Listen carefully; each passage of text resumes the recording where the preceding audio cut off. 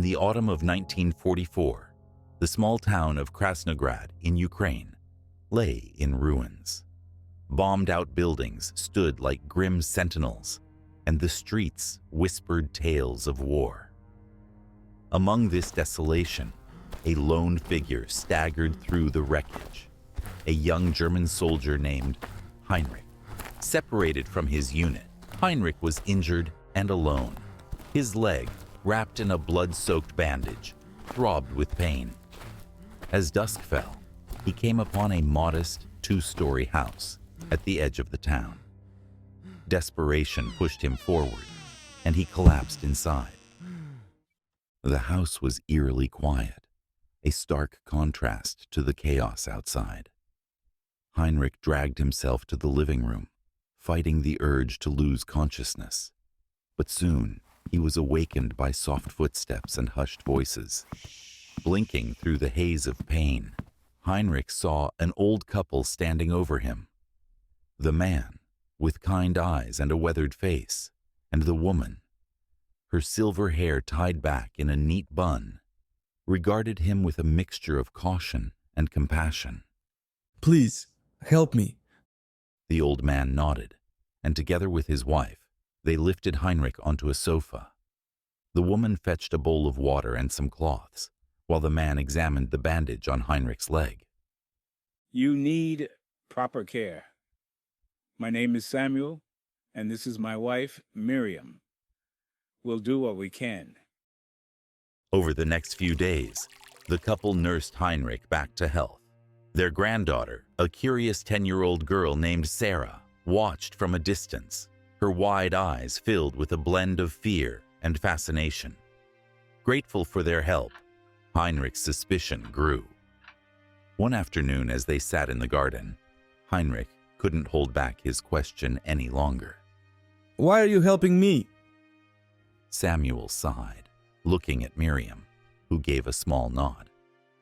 "We are Jewish, and we believe in helping those in need, regardless of who they are."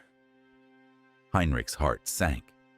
The revelation was a knife twist of guilt and shame. He had been taught to see Jews as enemies, yet here they were, saving his life. His past actions now weighed heavily on his conscience. Despite his inner turmoil, the days passed peacefully.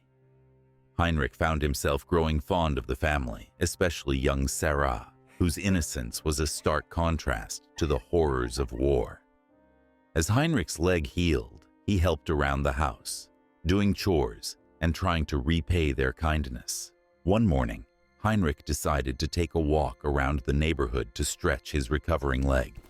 The streets were eerily quiet, the aftermath of battle evident in every corner. As he wandered, he came across a field behind a crumbling building. What he saw there made his blood run cold. A heap of bodies lay in the clearing, the victims of a recent atrocity. Heinrich's heart pounded as he scanned the faces, praying he wouldn't recognize anyone. But then, his worst fear materialized. Among the dead were Samuel, Miriam, and little Sarah.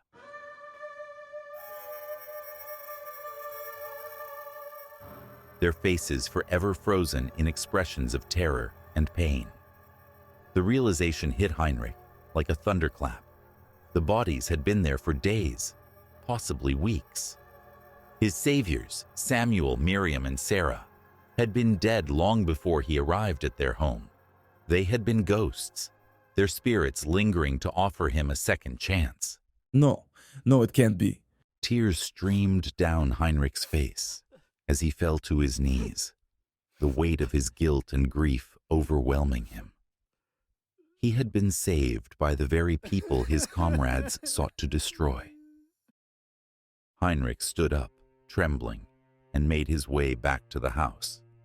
The home that had been a sanctuary now felt like a tomb. As he stepped out, he took one last look at the place that had given him a second chance. Heinrich knew he could never undo the past, but he vowed to honor the memory of Samuel, Miriam, and Sarah. He would carry their kindness and courage with him, a beacon in the darkness of war.